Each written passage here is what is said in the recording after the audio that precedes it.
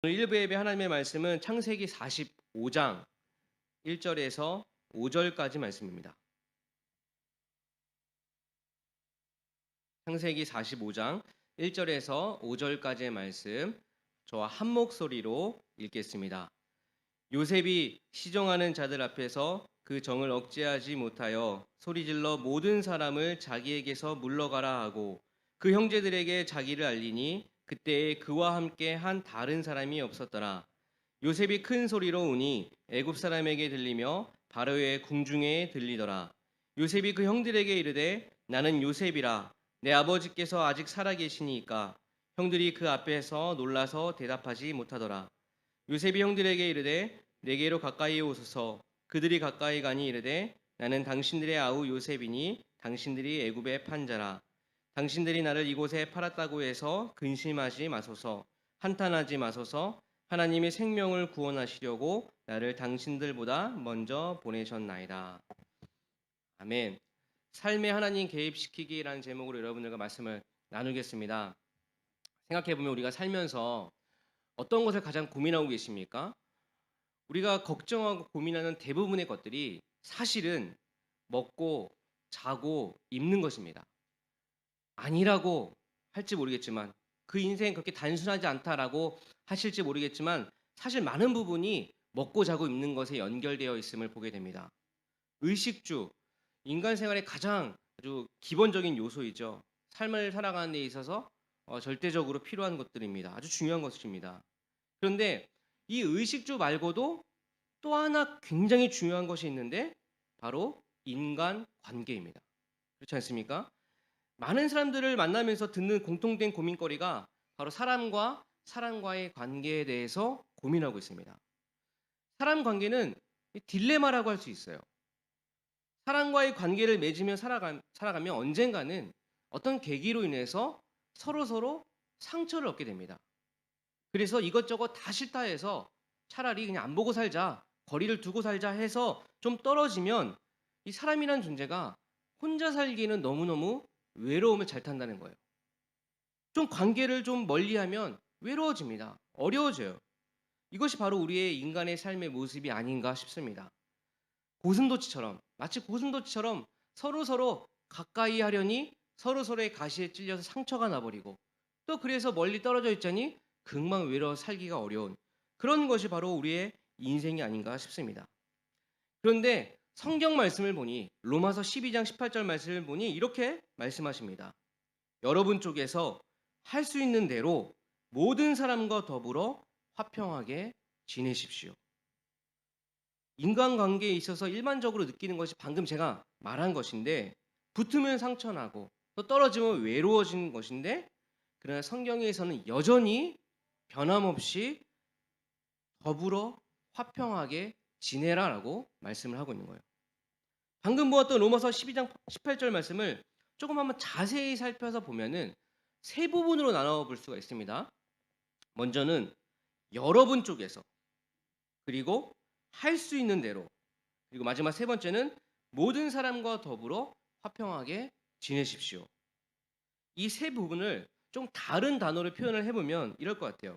여러분 쪽에서는 당신이 먼저 이렇게 표현할 수 있을 것 같아요. 그리고 할 수 있는 대로는 가능하면 이렇게 표현할 수 있습니다. 근데 이 말씀은요, 좀 조건을 붙였어요. 가능하면. 그러니까 무조건 반드시는 아니라는 거죠. 세 번째는 모든 사람과 더불어 화평하게 지내십시오. 더불어 화평하게 지내는 것 그렇게 어려운 것 같진 않아요. 그런데 그 앞에 전제가 있죠. 모든 사람과. 모든 사람과란 단어가 끼어 있기 때문에 조금 어렵긴 합니다. 가능하면 모든 사람과 화평하게 지내십시오. 이 말씀을 한 의도를 조금 고민을 해보면 가능하면 모든 사람과 더불어 화평하게 지내는 것은 굉장히 어려워서 마치 조건을 붙이는 듯 하지만 그렇다고 해서 또 못할 일도 아니라는 것이죠.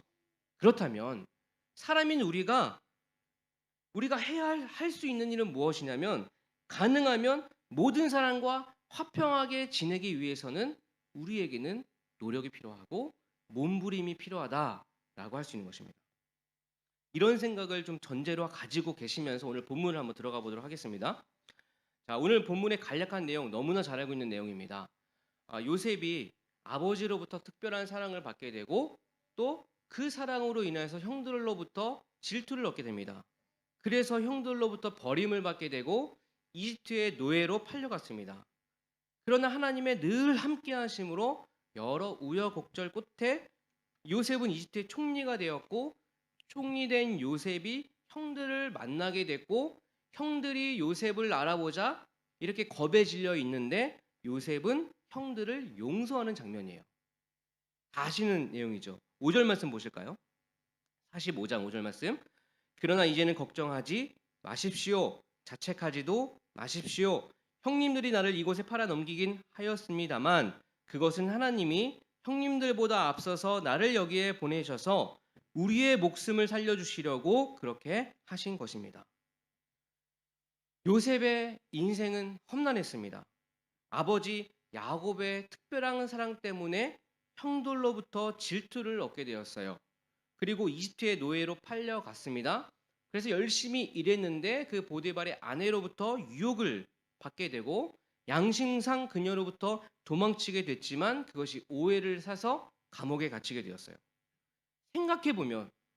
생각해보면 정말 인생이 어떻게 꼬여도 이렇게 꼬였는지 모릅니다.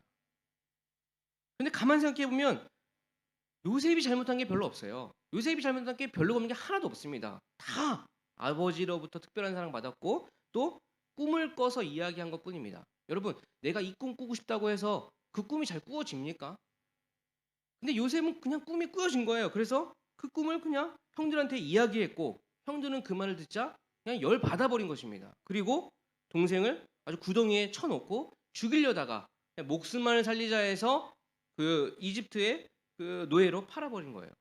그리고 보디발 집에 그는 요셉은 그냥 열심히 성실히 일했는데 또다시 감옥으로 가는 그렇게 인생이 완전히 꼬여버리는 인생이 타인에 의해서 자신의 인생이 완전히 그냥 망쳐버리는 그런 인생을 살게 된 거죠.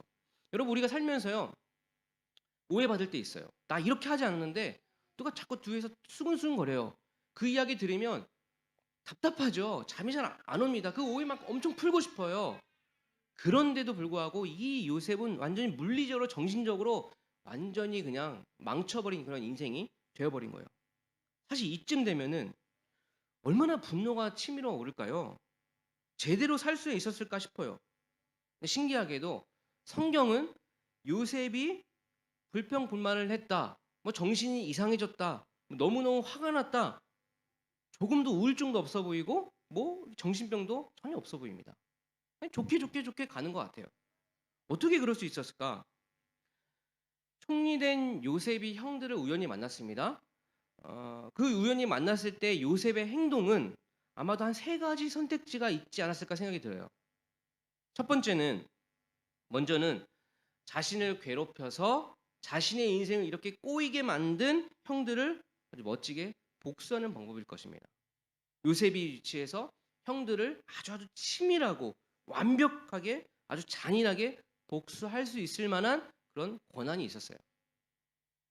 그리고 두 번째는 오늘 본문 말씀처럼 형들을 용서해 주는 거예요. 그리고 나머지 마지막 세 번째는요. 용서도 아니고 복수도 아니고 그냥 모른 척 지낼 수도 있습니다. 지금 살고 있는데 아무 문제가 없어요. 그냥 행복해요. 잘 지낼 수 있는 환경이잖아요. 지나간 과거니까 뭐 용서도 뭐 복수도 할 필요 없이 그냥 자기 가족들과 또 나라 잘 다스리면서 그렇게 그냥 생각 없이 잘 살 수 있는 그런 환경에 취해 있다는 거예요. 이러한 세 가지 선택을 할 수 있습니다. 이 세 가지 선택지를 가지고 우리 삶에도 좀 대입을 해볼 수가 있을 것 같아요. 자, 우리 삶도 이와 비슷할 것 같습니다. 과거는 예를 들어서 어떤 타인에 의해서 너무너무 힘들었어요. 어려웠어요. 상처가 있어요. 근데 이제는 내가 무언가를 선택할 수 있고 어떤 권리 행사를 할 수 있는 그런 위치에 있다고 생각해 보십시오. 그렇다면 우리도 보통 이 세 가지 정도 생각할 수 있지 않겠습니까? 나를 괴롭히고 못 살게 군 그 누구를 아주 멋지게 복수하는 일을 우리는 선택할 수 있습니다. 내가 만약 그런 능력이 있다면 요즘에 그 송혜교 씨가 주연하는 그 드라마 보셨습니까? 더 글로리라고 하는 그런 드라마인데 학교 폭력을 인제 송혜교 씨가 어릴 때 많이 당했어요. 너무나 아주 무섭고 너무나 아주 어려운 그런 인생이 완전히 망쳐버린 그런 학교 폭력을 당했습니다. 이제 성인이 됐어요. 성인이 된 여자 주인공이 자기를 괴롭혔던 사람을 아주 치밀하고 아주 완벽하게 잔인하게 복수하는 내용을 그리고 있는 드라마예요. 드라마를 이렇게 소개하더라고요. 유년 시절 폭력으로 영혼까지 부서진 한 여자가 온 인생을 걸어 치밀하게 준비한 처절한 복수와 그 소용돌이에 빠져드는 이들의 이야기. 우리 같이 천천히 말라 죽어보자. 제가 이걸 전체 보지 못하고 짤로 1시간 정도짜리를 봤는데요. 너무나 안타깝더라고요. 너무나 비참하고 서로 너무나 다 힘든 그런 인생을 살고 있다는 걸 보게 되었어요. 근데 사실은 드라마니까 그렇지 우리의 인생은 이런 식으로 복수하는 일은 좀 드문 것 같아요. 이것보다는 그냥 그대로 상처를 안고 사는 사람들이 대부분이 아닐까 싶습니다. 우리 교회도 마찬가지. 그냥 상처를 안고 사는 사람들이 대부분인 것처럼 보입니다. 그래서 이 참고 있는 부분, 꼭 감추고 있는 그 부분을 외부에서 어떤 자극만 좀 있으면 바로 그냥 뻥 터질 것 같은 그런 느낌을 저는 교육자이기 때문에 그런 느낌을 받게 돼요. 그래서 서로서로 그런 부분 안 건드리려고 서로서로 노력하는 부분들이 보여요. 너무너무 저도 가슴이 아프죠. 그런데 우리는 그리스도인이잖아요. 하나님을 믿고 있는 사람들이잖아요. 예수님을 나의 하나님, 나의 구주로 고백하는 사람들이에요. 그러면 성경은 우리에게 뭐라고 하고 있는지, 하나님은 우리에게 뭐라고, 어떤 것을 요구하고 있는지를 우리는 생각해 볼 필요가 있습니다. 로마서 12장 18절 말씀을 다시 한번 보면 이렇게 말씀해요. 여러분 쪽에서 할 수 있는 대로 모든 사람과 더불어 화평하게 지내십시오.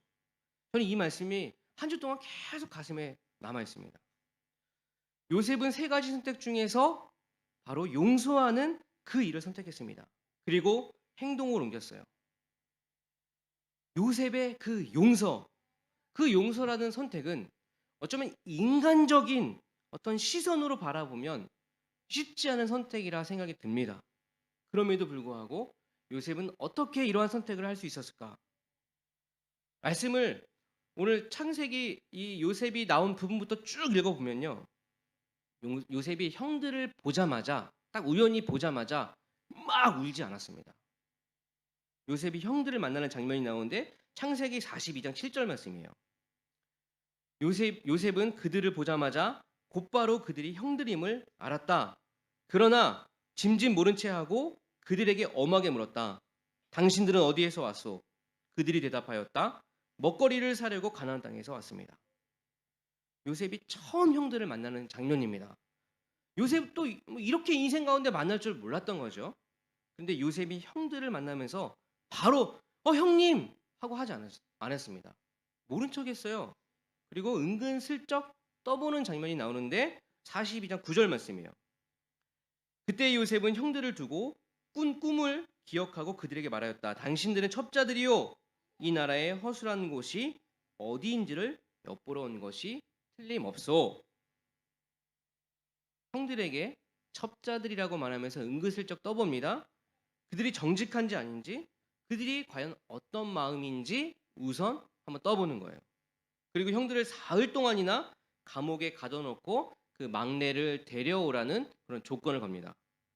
그러면서 형들이 요셉 동생을 팔아넘긴 것에 대한 이야기, 후회하는 것을 들으면서 그 다음에 요셉의 마음에 그 감정이 막 북받쳐서 그래서 살짝 물러나서 울게 되는 거예요. 성경에는 다 기록되어 있지 않지만 이 시간에 우리 조금 상상력을 동원해서 우리 요셉의 마음을 한번 좀 살펴보기를 원합니다. 형들을 사흘이나 감옥에 가둬두면서 요셉은 과연 어떤 생각을 과연 했을까? 상상이지만 요셉도 3가지 정도를 생각했을 것 같아요. 요셉의 눈에 비친 형들에게서 두 모습이 같이 보이지 않았을까요? 먼저는 형들을 보면서 자기가 살아온 그 험난한 인생이 보였을 것입니다. 어린 자신, 순수한 자신을 구덩이에 쳐 넣어서 헤어나오지 못할 때 그 두려움. 눈을 들어 형들을 보고 있는데 실실 웃고 있는 그 형들. 그리고 자기를 이집트의 노예로 팔아버린 형들. 그 모습을 과연 잊을 수 있을까요? 지금 총리가 되어서 잘 먹고 잘 산다고 그 상처를 과연 잊을 수 있을까요? 창세기 45장 5절에도요. 이렇게 말해요. 형님들이 나를 이곳에 팔아 넘기기는 하였습니다만 요셉은 똑바로 기억을 하고 있다는 거예요.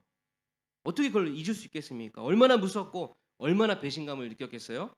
다른 사람도 아닌 자기 형들, 피가 섞인 자기 형들로부터 배신을 당한 거예요. 씻을 수 없는 상처가 됐을 것입니다. 예전에 저희 어머니가 책 팔러 다니는 사람에게 사기를 당한 적이 있어요. 예전에는 책을 팔려고 사람이 직접 막 그 방문을 해서 그렇게 영업을 했습니다.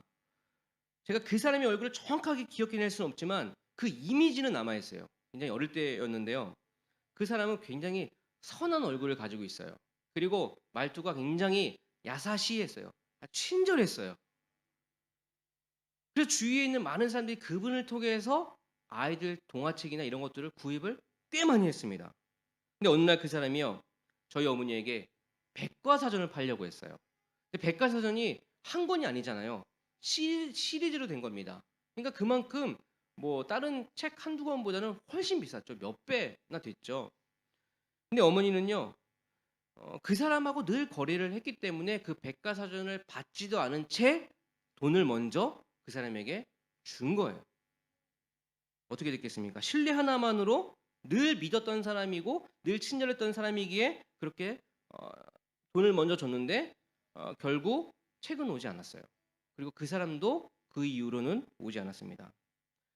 그렇게 사기를 당한 어머니, 제 어릴 때 그 어머니가 사기당한 얼굴을 기억하고 있어요. 어머니 너무 충격에 빠졌고 늘 평소에 믿고 있었는데 늘 거래를 해왔는데 없는 살림에 그렇게 백과사전 샀는데 백과사전 오지도 않고 사기당하고 그 어머니의 정말 힘들었던 그 표정을 제가 기억합니다. 이처럼 믿을 만한 사람, 신뢰했던 사람에게 배신이나 사기를 당하면 모르는 사람에게 당하는 것보다 아마 몇십 배, 몇백 배 더 큰 상처가 있을 것입니다. 좀처럼 잊혀지지 않을 거예요. 요셉은 형들에게 당한 것입니다. 피가 섞인 형들에게 그렇게 버림을 받은 거예요. 요셉은 형들을 그렇게 원망스러운 형들로 기억을 할 수도 있습니다. 그리고 또 요셉에게는 형들을 보면서 또 다른 모습도 보였을 거예요. 형들이 자기를 구덩이에 버리지 않았더라면 또 자기를 이집트의 종으로 팔지 않았더라면 아마도 자신도 여기에 없었을 것이다. 그런 모습으로 형을 또 봤을 것입니다. 45장 5절에 이렇게도 말해요. 그러나 이제는 걱정하지 마십시오. 자책하지도 마십시오. 형님들이 나를 이곳에 팔아넘기긴 하였습니다만 그것은 하나님이 형님들보다 앞서서 나를 여기에 보내셔서 우리의 목숨을 살려주시려고 그렇게 하신 것입니다. 바로 자신이 선택할 수 있는 몇 개의 선택지에 자신의 시선에 하나님을 개입시킨 겁니다. 저는 이렇게 생각해요. 어떤 경우라도 어떤 상대방을 볼 때 날 배신한 형, 나에게 아픔을 준 형, 나를 내다판 형만 보이는 사람은 없다고 생각이 들어요. 그리고 또 내가 형들로 인해서 이런 축복을 받았다. 내가 형들로 인해서 이렇게 애굽의 총리까지 됐다라고만 생각하는 사람도 없을 것 같아요. 언제나 둘 다 가지고 있습니다. 이 사람을 바라볼 때, 저 사람을 바라볼 때 좋은 것도 있고 안 좋은 것도 있어요. 이 사람 때문에 너무너무 힘들었지만 생각해보면 이 사람 때문에 내가 너무너무 성장인 거예요. 저도 그래요. 저도 사람을 볼 때마다 그 두 마음이 늘 있어요.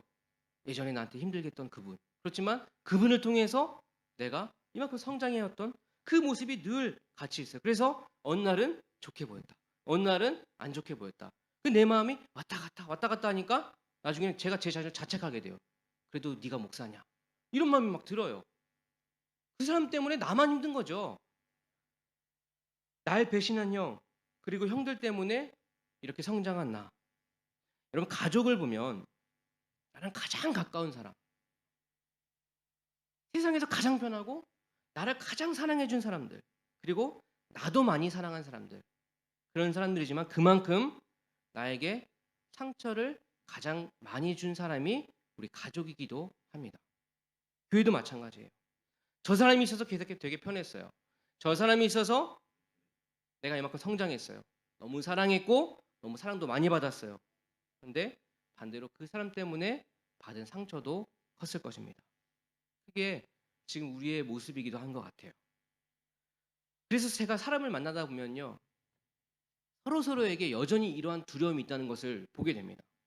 이제는 시간이 많이 흐르고 또 뭐 여러 가지 일들도 많이 있어서 이제는 더 잘 지내보고 싶지만 여전히 두려워하는 것은 내가 한 발자국 더 다가가면 그 사람 나 때문에 상처받지 않을까. 그리고 나 또한 또 그 상처가 드러나지 않을까. 용기 내어 다가갔다가 더 큰 상처만 남지 않을까.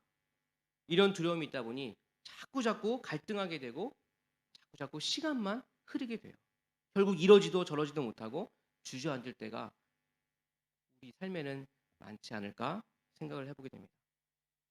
그러면 우리는 어떻게 해야 될까? 우리는 여기서 그 인간관계의 이러한 고민 가운데 과감하게 하나님을 개입시키는 것이 필요합니다. 세상의 기준, 세상의 흐름 생각하면은 차라리 가장 현명한 방법은 그냥 모른 척 지금처럼 지내는 것이 세상의 시선으로 보면 가장 현명할지도 모르겠어요. 그냥 최대한 안 붙이고 안 부딪히고 모른 척하고 그 사람이 내 영역에 한 발자국 더 들어오면 나는 뒤로 한 발자국 물러나면 되지. 우리가 3년 반 동안 코로나가 이 역할을 아주 한몫했습니다. 사회적 거리 유지하라고 하고 집에서 예배드리라 하고 주문하는데 까짓 거 얼굴 가리고 하면 되지. 화장 안 하면 되지. 밥 먹으면서 하면 되지. 서로의 관계를 더 벌려놨어요, 이 코로나가. 그리고 마치 이것이 당연한 것처럼 편리한 것처럼 만들어 놓은 것이 사실입니다. 그런데 정말 이대로 괜찮을까? 우리 그리스도인으로서 생각해보기 이대로 정말 괜찮을까? 성경은 그렇지 않더라고요.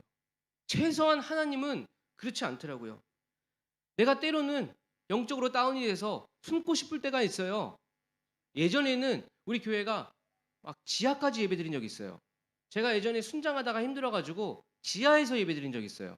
3층도 아니고 4층도 아니고 2층도 아니고 지하에 가서 구석에서 예배드린 적이 있습니다. 근데 내가 물러설 때마다 내가 숨을 때마다 하나님은 나에게 찾아오셨어요. 그리고 또 한 분, 우리 순장님도 집요하게 나를 찾아왔습니다. 내 죄 때문에, 내 부족함 때문에 멀어지려는 나를 붙들려고 예수님은 자기 목숨을 십자가에 희생해 버렸습니다. 그리고 또다시 나에게 오셔서 말씀하십니다. 그런 희생을 보여주신 예수님께서 우리에게 동일한 것을 요구하고 계십니다. 다시 한번 다시 몸부림치기를 원하신다는 거예요. 로마서 12장 18절 말씀, 여러분 중에서 할 수 있는 대로 모든 사람과 더불어 화평하게 지내십시오. 여러분 쪽에서 할 수 있는 대로 모든 사람과 풀리지 않을 것 같은 높은 벽, 너무너무 두껍게 자리 잡은 그 벽, 여러분 누가 풀어야 할까요? 풀리지 않을 것 같은 여전한 갈등, 그 누가 풀어야 할까요? 좀 더 여유가 있고, 좀 더 살만하고, 좀 더 높은 지위에 있고, 직분이 있는 그러한 사람들이 모범적으로 풀어야 할까요? 아니면 나이를 좀 더 먹은 사람이 손을 내밀어 그 사람을 안아야 할까요? 아니면 젊은 친구들이 어른들을 좀 이해하면서 숙이고 들어가야 하나요? 아닙니다. 둘 중에 믿음 좋은 분이 하는 거예요. 말씀이 변함이 없어요. 여러분 쪽에서 할 수 있는 대로, 여러분 쪽에서 할 수 있는 대로, 여러분 쪽이라고 생각하는 사람이 먼저 하는 겁니다. 하나님을 더 사랑하고 하나님을 신뢰하고 하나님을 정말로 아끼는 그 사람이 먼저 하는 거예요. 우리는 우리의 삶에 자꾸 하나님을 의도적으로 개입을 시켜야 합니다. 하나님을 개입시키는데요. 정말 몸부림을 쳐야 돼요. 그냥 이대로 살면 안 되는 거예요. 우리 크리스찬들은 몸부림이 없으면 그냥 또 세워라 내워라 그냥 또 흘러가게 되는 것입니다. 우리들 중에 이렇게 말하는 사람도 있을지 모르겠습니다. 해봤다. 먼저 손 내밀어 봤다. 근데 상대가 별 반응 없더라. 나는 너무너무 심각하고 너무너무 아팠지만 용기를 내서 손 내밀었는데 그 사람은 하나도 심각하지 않더라. 왜 나만 이렇게 심각했는지 내 자신이 너무 비참하다. 그러니 더 힘들어지더라. 저는 이 상황을요, 부딪힘이라고 표현하고 싶어요. 부딪힘. 그런데 이 부딪힘은요, 하나님께서 인간관계를 만들어 가는데 아주 놀라운 방법이라고 생각이 듭니다. 순수한 다이아몬드 얻기 위해서 어떻게 하는지 아십니까? 순수한 다이아몬드를 얻기 위해선 다이아몬드에 붙어 있는 이 잡스러운 것들을 떼어내야 됩니다. 근데 그 떼어내는 방법이요, 어느 통에다가 다이아몬드 이 붙어 있는 걸 다 집어넣습니다. 그래서 그거를 흔들기 시작해요. 손으로 흔드는 게 아니라 기계로 흔듭니다. 수천 번, 수만 번 떨어질 때까지 흔드는 거예요. 그러면 그렇게 한참을 하게 되면은 결국은 다이아몬드에 있는 돌들은 다 떨어지고 잡스러 있는 거 다 떨어지고 나중에는 결국 순수한 다이아몬드만 남는 거예요. 부딪힘을 통해서 쓸데없고 불필요한 돌들을 떼어내는 것입니다. 우리가 관계를 맺고 건강하고 건전한 관계를 맺어가는 데 있어서 여러분 이러한 부딪힘이 필요하다는 것입니다. 이렇게 부딪힘을 하다 보면은 아파요. 상처가 날 것 같아요. 그런데 그럼에도 불구하고 또 흔들어야 돼요. 그럼에도 불구하고 또 부딪혀야 돼요. 이렇게 부딪힘을 통해서 우리는 성장합니다. 이 부딪힘을 통해서 우리의 관계가 더 순수해집니다. 여러분, 우리 주위에 가장 친하고 가장 마음을 나눌 수 있는 그 누군가 계십니까? 그 사람과 단 한 번도 부딪힘이 없고 잘만 지내왔다면 전 그 관계 의심스러워요. 진짜 그런가? 진짜 그렇게 좋은 관계인가? 여러분, 부부 20년, 30년 사는 사람도 한 번에 어쩔 때 대판 싸운대요. 엄청 싸운대요. 집 나가버린대요. 그런데 싸우면서 서로를 더 알게 되는 것 같아요. 싸우면서 그 사람의 약함을 알고, 아, 이 사람이 이거 건들면 폭발해버리는구나. 앞으로 조심하게 돼요. 그냥 좋기만 했다면, 그냥 잘 지내왔다면 절대 차단할 수가 없는 거예요. 서로 부딪힘으로 서로 성장하게 되고 부딪힘으로 서로 더 사랑하게 되는 줄 믿습니다. 한번 해봐서, 한번 다가가서 상대가 마음을 열지 않았다면, 해결이 되지 않았다면 여러분 수십 번, 수천 번, 수만 번이나 찾아가서 해야 돼요. 왜냐하면 하나님이 우리를 그렇게 사랑하셨으니까. 우리가 포기하고 우리가 도망가 있을 때라도 하나님은 우리를 사랑하셔서 우리에게 다가오셨어요. 다가오다 못해 우리를 위해서 십자가에 못 박혀 돌아가 주셨어요. 하나님은 그 놀라운 방법을 우리에게도 사용하시기를 원합니다. 여러분, 부딪히는 거 너무 걱정하지 마십시오. 또 부딪히고 우리 교회 이대로 갈 수 없어요. 사랑하고 섬기고 예전처럼 그렇게 가야 합니다. 믿음이 좋은 사람이 먼저 다가가길 바랍니다. 두렵지만 용기를 내서 더 다가가길 바랍니다. 우리의 삶에 자꾸 하나님을 개입시켜야 돼요. 자꾸 하나님은 어떻게 생각하시는가? 하나님은 어떤 분이신가? 하나님은 나를 어떻게 하셨나? 이걸 가지고 우린 평생을 살아가야 될 줄 믿습니다. 여러분, 그렇게 합시다. 우리가 그런 마음을 가지고 다시 한번 부딪혀 봅시다. 우리 이 시간 함께 하나만 같이 기도합시다. 하나님, 해봤습니다. 하나님, 용기를 내서 부딪혀 봤습니다. 그런데 상대가 그러질 않더라고요. 하나님, 상대가 준비가 안 돼 있더라고요.